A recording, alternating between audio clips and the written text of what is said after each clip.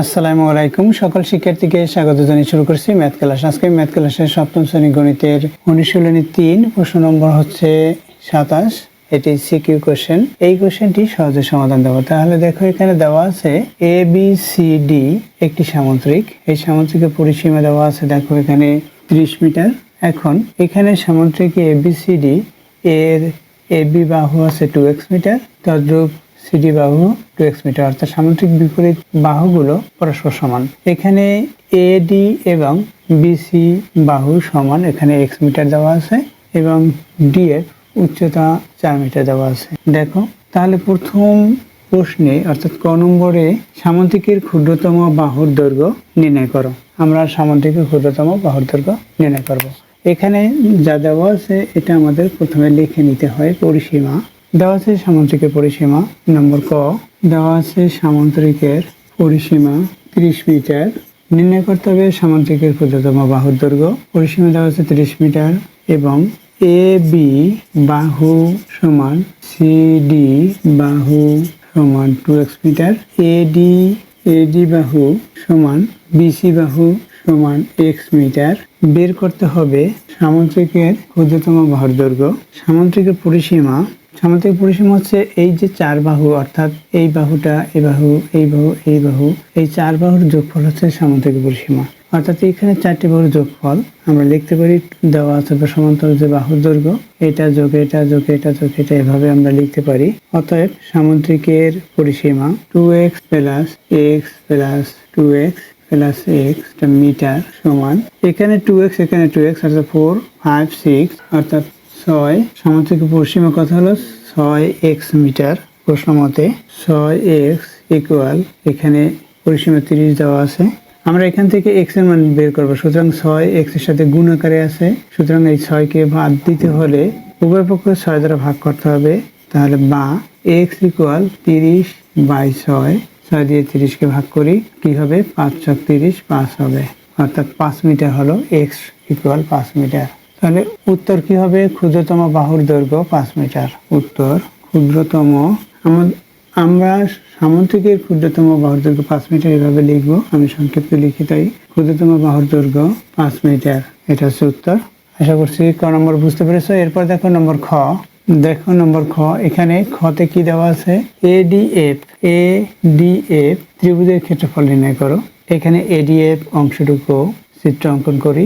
এখানে এডিএফ এই অংশটুকু, এখানে ডিএফ অর্থাৎ এই উচ্চতা ইকুয়াল হচ্ছে 4 মিটার, x দেওয়া আছে, x ইকুয়াল হচ্ছে 5 মিটার। এর ক্ষেত্রফল নির্ণয় করব। ক থেকে প্রাপ্ত, ক হতে প্রাপ্ত x ইকুয়াল 5 মিটার। আমরা জানি ত্রিভুজের ক্ষেত্রফল হাফ গুণ ভূমি গুণ উচ্চতা, হাফ গুণ ভূমি। আমি ভূমিতে ভূ লিখে রাখি, উচ্চতাকে উ, বর্গ একক, বর্গতে ব, একক, এককে এ লিখে রাখি। এটা হচ্ছে ত্রিভুজের ক্ষেত্রফলের সূত্র। অতএব এডিএফ, ত্রিভুজ এডিএফ এর ক্ষেত্রফল হাফ গুণ ভূমি গুণ উচ্চতা বর্গ একক ইকুয়াল দেই হাফ গুণ ভূমি কত, এখানে ভূমি হচ্ছে এএফ গুণ উচ্চতা হচ্ছে ডিএফ বর্গমিটার সমান দেই এ হাফ গুণ ভূমি এফ গুণ উচ্চতা কি, এখানে দেখো উচ্চতা হচ্ছে এটা, এই 2 দিয়ে এই 4 কে ভাগ করি, এখানে বর্গমিটার হবে, বর্গ মিটার। 2 দিয়ে 4 কে ভাগ করলে এখানে 2 হবে, এই 2 দিয়ে এ 2 এফ বর্গমিটার, এই 2 দিয়ে 4 কে ভাগ করেছি, এখানে 2f বর্গমিটার হচ্ছে, এফ কি, এফ হচ্ছে ভূমি। এখন এই ভূমির দৈর্ঘ্য আমরা নির্ণয় করব, এফ এর দৈর্ঘ্য। এটা যেহেতু এটা সমকোণী ত্রিভুজ, এখানে সমকোণের দেখো প্রতীক দেওয়া আছে সমকোণী ত্রিভুজ, সুতরাং সমকোণী ত্রিভুজের এফ বাহুর দৈর্ঘ্য নির্ণয় করতে হবে। এখানে সমকোণের বিপরীত বাহু এটাকে, এই যে সমকোণ এখানে 90 ডিগ্রি, এর বিপরীত বাহু হচ্ছে এ ডি, এটাকে অতিভুজ বলা হয়। তাহলে এই সমকোণ সংলগ্ন একটি বাহুকে ভূমি, অপরটিকে লম্ব বলা হয়।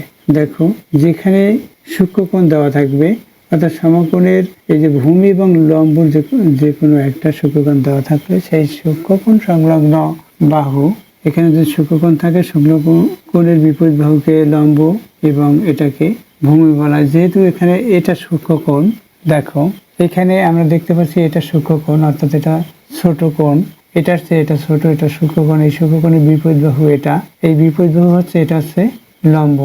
দেখো আমরা এখানে এ এর বাহুর দৈর্ঘ্য নির্ণয় করবো। সুতরাং ত্রিভুজের সমগ্র ত্রিভুজের সূত্র অনুসারে আমরা লিখবো যে অতিভুজ স্কয়ার ইকুয়াল লম্ব স্কয়ার। অতিভুজ স্কয়ার এখানে অতিভুজ কি, এখানে দেখো এ অতিভুজ হচ্ছে এখানে A D square minus D F square by F D square, F D square, এখানে বর্গমূল গুণ এখানে কত আছে 2 আছে, 2 প্রথমে লিখতে পারি বা এখানে লিখতে পারি বর্গ মিটার। এখানে আমরা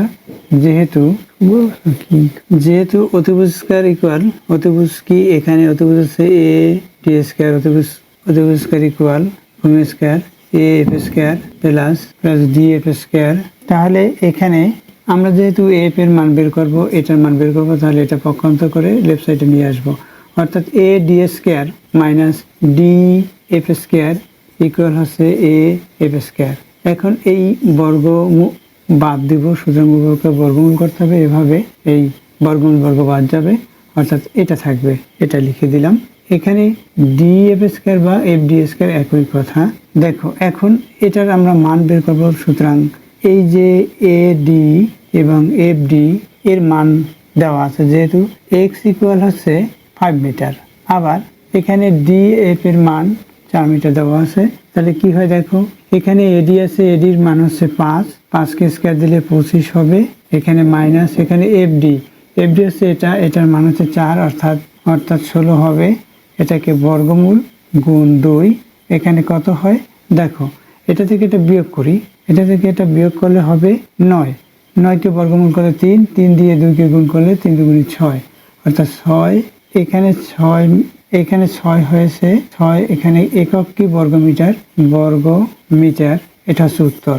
অর্থাৎ এখানে এ ডি এফ এর অর্থাৎ এই ত্রিভুজ ক্ষেত্রফল হচ্ছে 6 বর্গ মিটার, এটা হচ্ছে উত্তর। আশা করছি বুঝতে পেরেছো। এই যে সূত্রটি, এটা হচ্ছে পিথাগোরাসের উপপাদ্য অনুসারে সূত্র।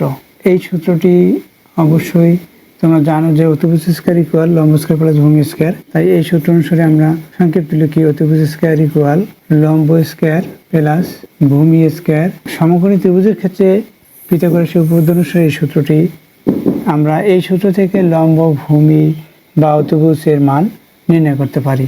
আশা করছি বুঝতে পেরেছো অঙ্কটির সমাধান কিভাবে করতে হয়। এখানে আমরা 6 বর্গ মিটার পেলাম, 6 বর্গ মিটার পেয়েছি।